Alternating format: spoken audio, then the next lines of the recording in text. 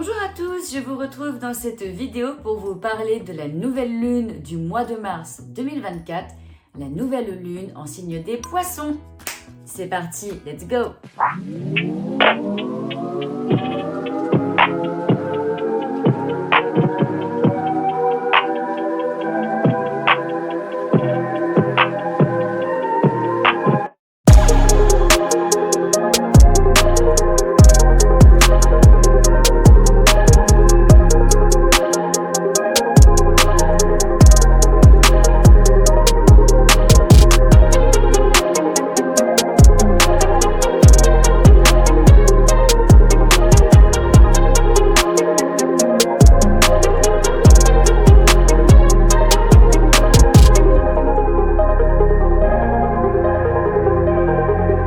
Cette nouvelle lune va se dérouler le dimanche 10 mars aux alentours de 10h01 du matin. Elle va se dérouler au 20 degrés du signe des poissons, donc ce sera surtout les troisièmes décans de concernés. Ceux qui vont le plus profiter de cette nouvelle lune sont les troisièmes décans poissons, cancer, scorpion, ainsi que les troisièmes décans taureau et capricorne. C'est une lune qui sera un peu plus compliquée à gérer au niveau de l'émotionnel pour le signe opposé des poissons, les troisièmes décans vierges, ainsi que les deux signes qui la recevront en carré, les troisièmes décans gémeaux et sagittaire.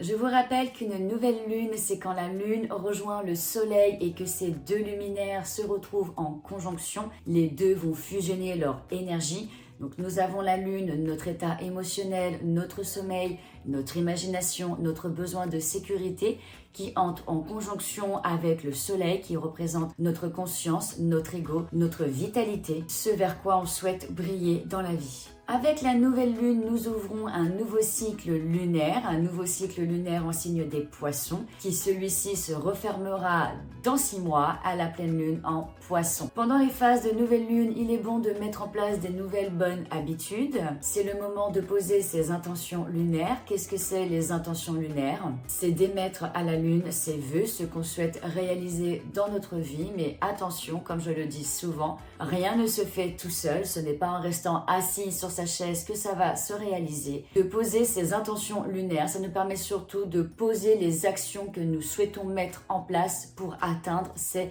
intentions. C'est d'aligner ces actions avec ce qu'on souhaite manifester et réaliser dans notre vie. Concernant les aspects de cette nouvelle lune, elle sera en conjonction avec la planète qui régit le signe des poissons, Neptune. Elle sera aussi en conjonction avec Saturne, mais aussi avec Mercure qui entre en signe du Bélier ce même jour. C'est une pleine lune plutôt sympa car elle va créer un aspect harmonique, un sextile à Uranus en signe des Taureaux.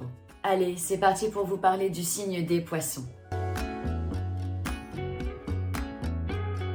Le signe des poissons est un signe d'eau, donc un signe très émotionnel. C'est le dernier signe de la roue du zodiaque. C'est un signe mutable qui marque la fin de l'hiver. Les signes mutables sont ceux qui marquent la fin des saisons pour nous préparer à la future saison à venir. Alors, le signe des poissons, c'est l'ultra gentil du zodiaque. Mais il est tellement gentil qu'il peut être trop naïf et du coup, malheureusement, se faire avoir. C'est le signe du sacrifice, un signe qui est capable de se sacrifier pour une cause ou encore même capable de se sacrifier par amour pour ses proches. Il fait souvent passer les besoins des autres avant les siens. C'est un signe qui a besoin de faire partie d'une communauté, un signe qui a besoin de se lier, qui est dans l'accueil avec énormément d'empathie. Tellement empathique que parfois il peut prendre les émotions des autres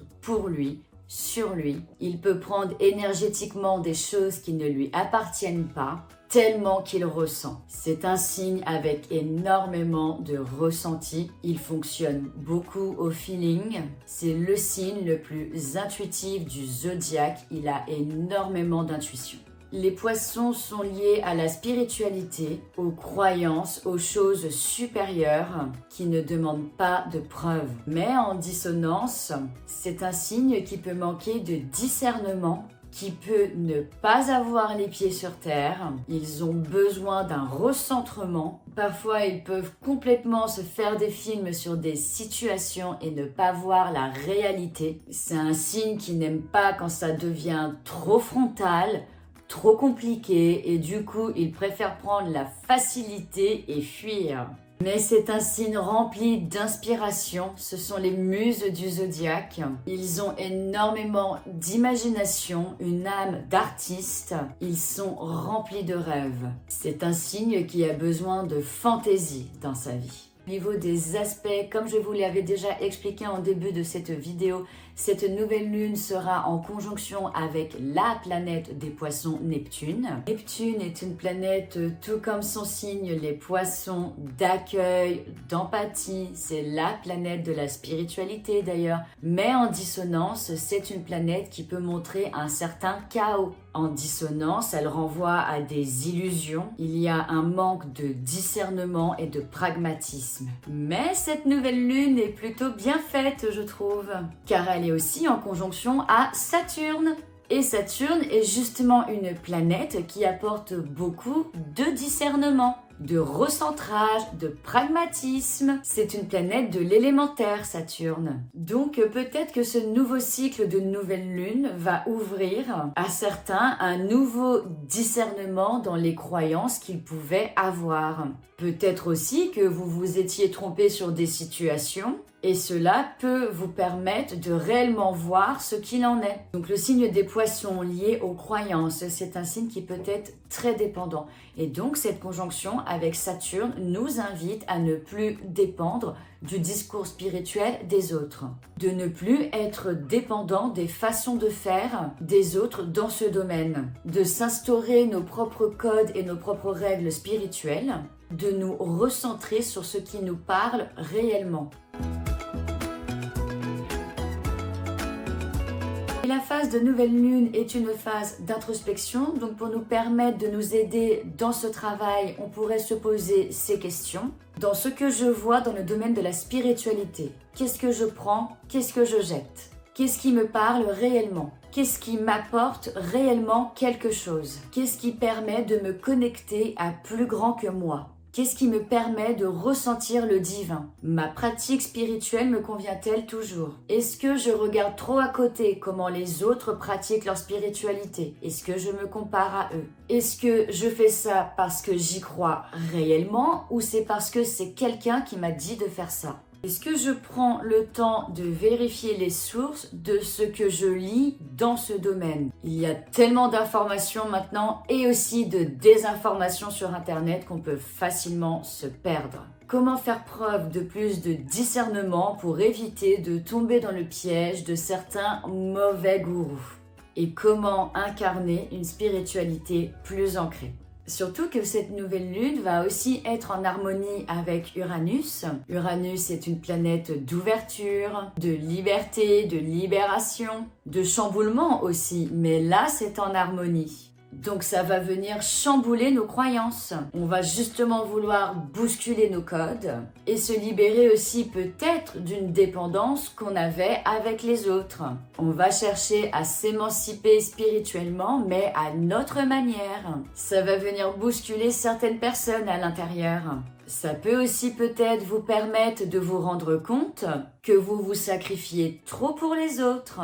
Et ce sextile avec Uranus vous invite à vous libérer de ces sacrifices, de aussi penser à votre propre évolution sans vous mettre au second plan et sans pour autant dépendre de l'opinion d'autrui. Cet aspect nous invite à ne plus se faire influencer par l'extérieur. Donc pour ce travail, on pourrait se demander: comment mettre en place ma notion de service sans trop me sacrifier non plus? Comment rester dans une notion d'accueil, mais sans forcément accueillir n'importe qui et n'importe quoi? Pourquoi est-ce que je me fais trop influencer par l'extérieur par rapport à mon avancée? Comment faire plus confiance à mes propres ressentis et à mon intuition? En soi, c'est une nouvelle lune qui peut être plutôt sympa car elle est en aspect harmonique avec Uranus. En plus de ça, bon, on a des conjonctions, mais je vous avoue que Saturne est quand même une planète lourde. Donc il est possible qu'avec Saturne, quelques notions de doute viennent remonter en nous. Voilà, avec Saturne, on peut remettre beaucoup de choses en question. Donc c'est pour ça aussi que je vous invite à faire tout ce travail introspectif. Déjà pour essayer d'apaiser ces doutes qui peuvent remonter et pour nous permettre de nous recentrer. De voir aussi ce qui nous parle réellement au niveau de la spiritualité, mais de voir aussi comment rester dans une notion de service et d'accueil sans pour autant trop se sacrifier et se mettre au second plan. Avec Saturne, il peut y avoir cette notion de frein. Et le poisson est un signe qui peut se montrer peureux. Et donc, avec Saturne en poisson, on peut se bloquer soi-même pour des choses qui ne sont même pas réelles. Le poisson est un signe qui peut se faire des films hyper facilement et donc qui peut se créer des peurs qui n'existent même pas. Et là, nous avons Mercure qui est entré en signe du Bélier. Le Bélier, lui, un signe par contre qui n'a peur de rien, qui va de l'avant, qui fonce, un signe qui prend les choses en main. À la différence du poisson, le bélier est un signe très frontal. Le bélier, lui, il est hyperactif.